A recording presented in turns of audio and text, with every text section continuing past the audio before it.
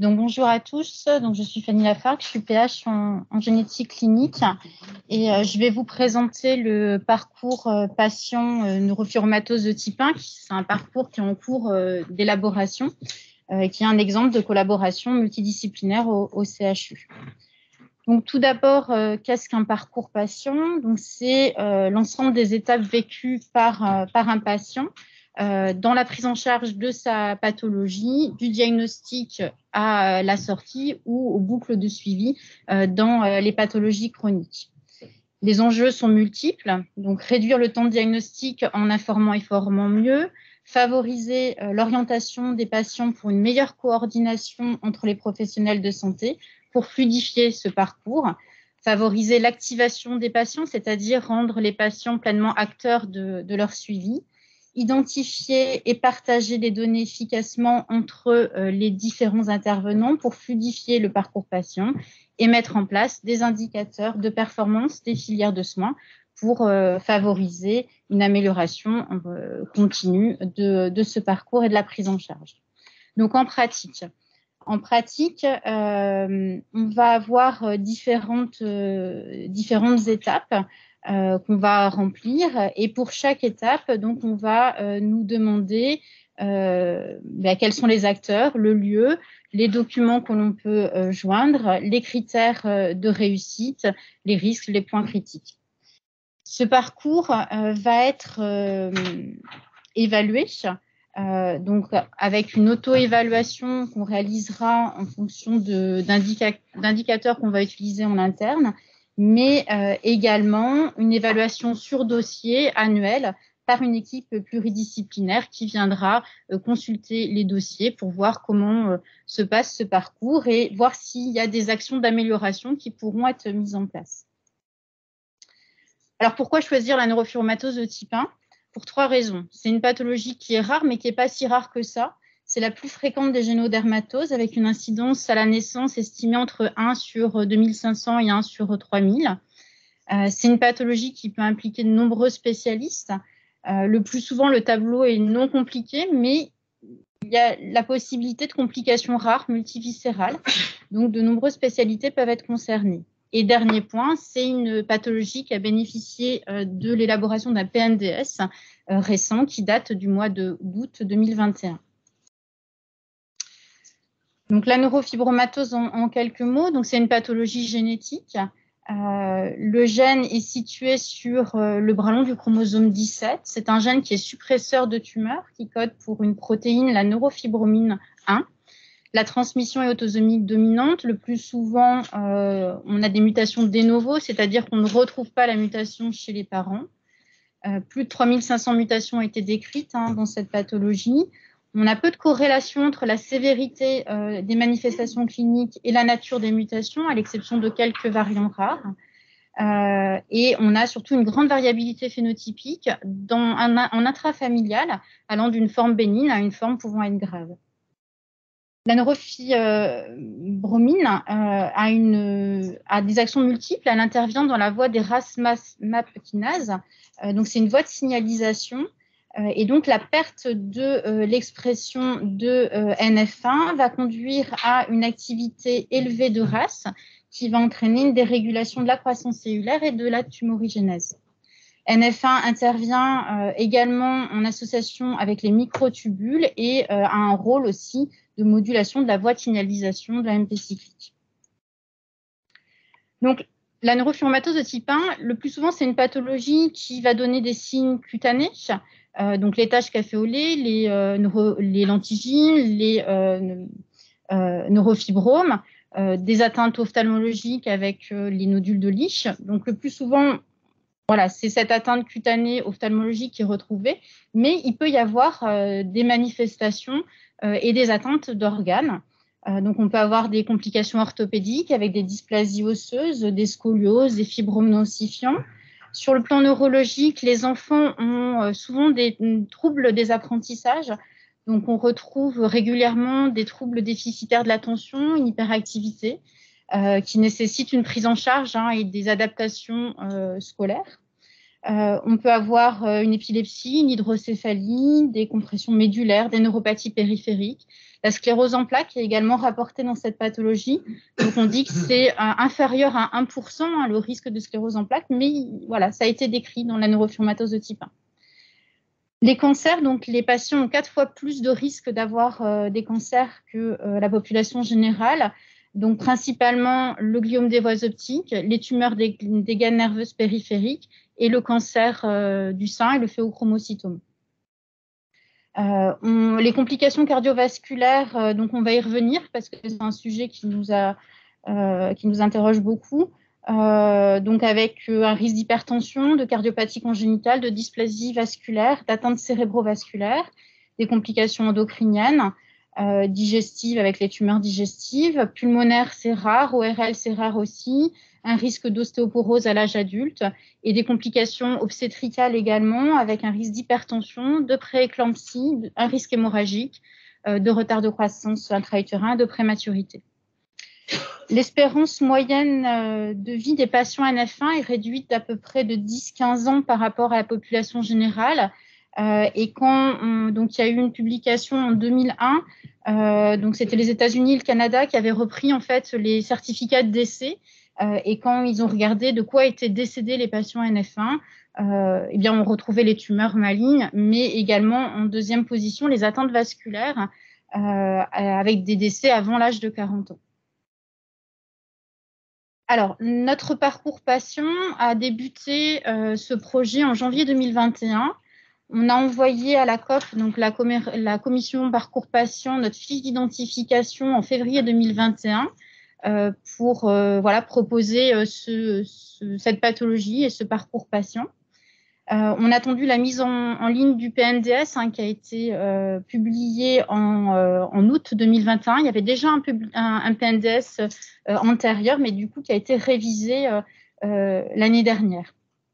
La première réunion a vraiment eu lieu en décembre 2021, où donc une réunion par présentiel et visio, où on a eu beaucoup de problèmes techniques avec la visio et du coup on a perdu pas mal de personnes qui voulaient se connecter, mais on a, lors de cette première réunion, identifié les différentes étapes, les intervenants, des documents à mettre à disposition. On a comparé la prise en charge actuelle par rapport aux données du PNDS. Et donc, c'est lors de cette première réunion où on a identifié une action d'amélioration concernant la prise en charge des complications cardiovasculaires de nos patients. Donc, on a fait une nouvelle réunion au mois de janvier avec un petit groupe de travail par rapport à ce sujet-là. Et donc, on a proposé de faire déjà un état des lieux à Clermont-Ferrand des patients sur les 3 dernières années pour voir quelles sont les complications cardiovasculaires qu'ils ont avant de proposer une étude prospective, mais je vais vous en parler un petit peu plus tard. Et donc, la prochaine réunion est prévue dans 10 jours pour travailler sur les fiches de suivi et l'annuaire. Donc, le parcours patient dans la NF1, donc, on l'a construit en 6 étapes. La première étape correspond à l'entrée du patient dans le parcours.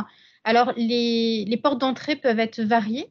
Le plus souvent, les patients arrivent en consultation au CHU par rapport à la présentation cutanée, la présence de taches café au lait. Donc, ils sont vus en consultation dermatologique ou en génétique pour la suspicion de NF1. Ils peuvent rentrer aussi dans le parcours par une consultation en neuropédiatrie, surtout s'il y a des troubles des apprentissages. En ophtalmologie, devant des nodules de Lynch ou une amputation du champ visuel qui permet avec une découverte d'un gliome des voies optiques. Et donc, des fois, c'est avec les oncopédiatres qui rentrent finalement dans ce parcours avec une complication, le gliome des voies optiques. Donc, lors de cette consultation initiale, on va rechercher finalement les signes et les critères qui vont nous permettre de poser le diagnostic. Donc, ces critères ont été révisés car on s'est rendu compte qu'ils étaient insuffisants pour établir un diagnostic précoce chez l'enfant petit qui n'a pas tous les signes cliniques. Et donc, dans ces critères, on a rajouté le critère génétique avec la recherche de la mutation du gène NF1. Donc, quand il n'y a pas d'histoire familiale, il faut avoir au moins 2 critères parmi les suivants. Donc, vous voyez qu'il y a 7 critères. Dans ces critères, il y en a 3 qui sont des critères dermatologiques. Donc, il faut avoir au moins 6 taches café au lait chez l'enfant tout petit, de plus de 5 mm ou de plus de 15 mm chez un individu qui est pubère. Des lentigines dans les plis axillaires ou inguinaux, au moins 2 neurofibromes, quel que soit le type, ou un seul neurofibrome plexiforme. Donc, je vous ai mis quelques illustrations. Les taches café au lait représentent les manifestations cliniques les plus précoces qui apparaissent en général dans les 3 premiers mois de vie. Les neurofibromes plexiformes, donc, ce sont des neurofibromes qui ont tendance à s'infiltrer et à grossir. Au départ, on va avoir une zone un petit peu pigmentée, molle, fripée. Et il y a un risque que ce neurofibrome grossisse. Donc, on essaye, si possible, de les enlever le plus tôt possible pour limiter les préjudices esthétiques, fonctionnels, neurologiques. Il y a un risque de transformation en tumeur maligne des gaines périphériques. Donc, ces neurofibromes plexiformes apparaissent souvent chez l'enfant petit. Les lentigines axillaires et inguinales, c'est plutôt vers l'âge de 4-6 ans. Les neurofibromes sous-cutanés, cutanés, plutôt à partir de l'adolescence. Donc, les neurofibromes sous-cutanés, ça donne une tumeur qui est de couleur chair, mobile, qui peut être répartie sur tout le corps. Donc, les cutanés, pardon, et sous-cutanés, ils sont bombants sous la peau. Donc, il y a 2 critères ophtalmo. Donc, le gliome des voies optiques, donc ça représente la tumeur cérébrale la plus fréquente. En général, ce sont des tumeurs qui évoluent lentement et dont le pronostic vital est plutôt bon, avec une survie à l'âge de 5 ans de plus de 90%. Les nodules, donc les nodules de Lisch, donc ce sont des petites pigmentations au niveau de l'iris. Dans les critères, il a été rajouté les anomalies choroïdiennes, car ces anomalies sont même parfois plus spécifiques, car elles apparaissent des fois même avant la présence des nodules de Lisch. Au niveau des critères osseux, on va avoir la dysplasie du sphénoïde qui va être due le plus souvent à un neurofibrome au niveau orbitaire la dysplasie, la courbure antérieure du tibia ou pseudarthrose donc d'un os long. Et enfin, le critère génétique avec la présence de la mutation du gène NF1 retrouvée dans plus de 50% des cas. Si, par contre, on a une histoire familiale, il suffit d'avoir un seul de ces critères pour poser le diagnostic de neurofibromatose de type 1. En critère, on a proposé de noter l'inclusion d'Ambamara et également l'ajout de l'acte NF1 au thésaurus personnel d'Ancora, afin de mieux identifier le parcours des patients NF1 au CHU. Dans votre thésaurus personnel, à NGAP, vous pouvez cocher sur tout, faire un rajout d'actes non facturables, sélectionner celui en rapport avec la neurofibromatose. Alors, pour l'instant, on a le centre de compétences NF1, mais voilà, en cours de discussion, peut-être qu'il faut qu'on rajoute consultation initiale, annonce, suivi pour faciliter en fait le suivi de nos patients. On arrive à l'étape 4, donc c'est le suivi annuel. Alors pour cela, on est en cours d'élaboration de fiches de suivi avec l'examen clinique, les examens complémentaires, les avis spécialisés à demander. Donc, pour les tout petits, moins de 6 ans, 6 ans adolescents et pour les patients adultes. On va rajouter également en document associé à ce parcours ce questionnaire donc, qui a été proposé par notre neuropsychologue, Madame Ania Miré, qui est un questionnaire pour de l'HAS qui permet de faire un dépistage précoce des troubles de l'attention chez l'enfant pour mettre en place une prise en charge adaptée. Dans le parcours, on propose systématiquement aux enfants NF1 une évaluation neuropsychologique en fin de maternelle et avant l'entrée au collège. On arrive à l'étape 5. Alors, l'étape 5 ne va pas concerner tous les patients. Elle va concerner les patients chez qui on va dépister des complications rares. Donc, pour cela, on est en train d'élaborer un annuaire avec les différents praticiens pouvant être concernés. Alors, cet annuaire n'est pas terminé. J'ai renvoyé encore des mails hier pour rajouter des référents. Donc, c'est voilà, des documents qui seront à valider. On va joindre également des fiches Orphanet. Donc, ces fiches sont destinées pour la prise en charge aux urgences avec donc prise en charge des compressions médulaires, saignements sur neurofibrome plexiforme, poussée d'hypertension sur phéochromocytome, crise convulsive, AVC. Et enfin, on arrive à la dernière étape qui est finalement une boucle de suivi où les patients sont revus tous les ans pour ces consultations de suivi, donc principalement coordonnées par le dermatologue, le généticien ou le neuropédiatre pour les enfants, avec un suivi annuel et l'identification éventuelle de complications rares avec les patients qui seront adressés aux spécialistes correspondants. Donc, lors de ce parcours, on a identifié une action d'amélioration concernant les complications cardiovasculaires, parce que finalement, ça fait partie des complications responsables d'un décès précoce des patients et que dans les recommandations actuelles, hormis la surveillance de la tension artérielle, on ne fait pas d'examen chez les patients asymptomatiques. Bien sûr, s'il y a le moins de symptômes, on lance les examens, mais pour les patients asymptomatiques, il n'y a pas d'examen systématique recommandé. Et si on reprend les données du PNDS et de la revue de la littérature, donc on voit que ces atteintes cardiovasculaires peuvent être diverses et variées. Donc on retrouve des dysplasies vasculaires qui peuvent être donc périphériques ou centrales, périphériques avec atteinte des gros vaisseaux et notamment de la sténose de l'artère rénale, mais également des vaisseaux de petit calibre avec un risque de saignement spontané ou lors d'un traumatisme mineur ou d'intervention chirurgicale. Les atteintes peuvent être des sténoses ou des anévrismes. Et au niveau cérébral, les atteintes cérébrovasculaires représentent à peu près 5% des patients. Ça atteint surtout les enfants et les adultes jeunes. Et la complication la plus sévère, c'est le moya-moya, qui est une complication de mauvais pronostic qui touche en fait la terminaison des carotides internes avec le développement d'un réseau vasculaire anormal et un risque d'AVC ischémique et hémorragique.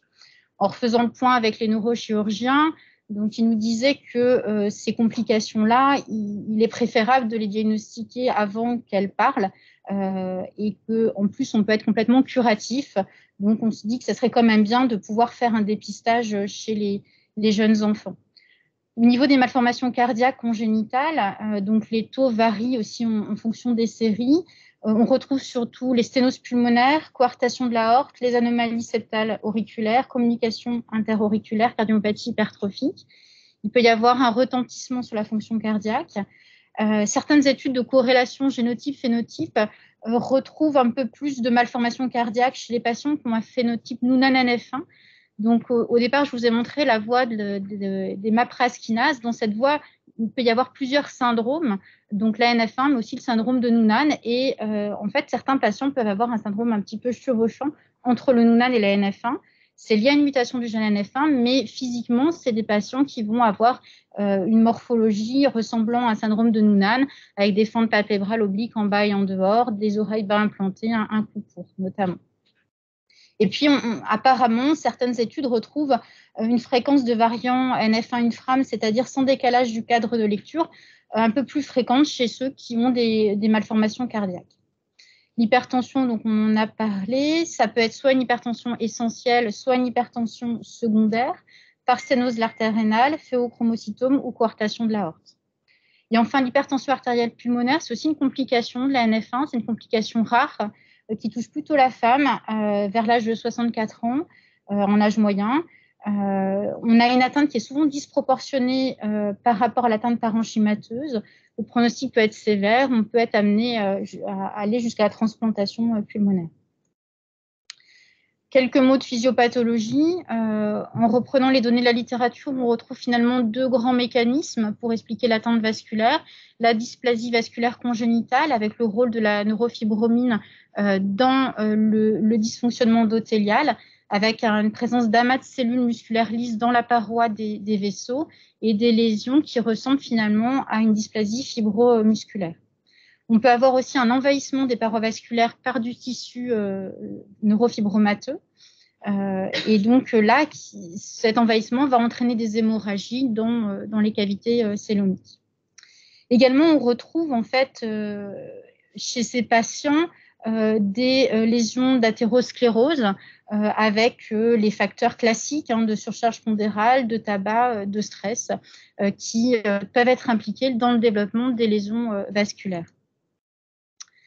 Donc, on a finalement eu beaucoup d'interrogations par rapport à ce suivi-là. Qu'est-ce qu'il faut mettre en place? Est-ce qu'il faut mettre en place un suivi cardiaque systématique? À quel âge? De quel type? Au niveau vasculaire également?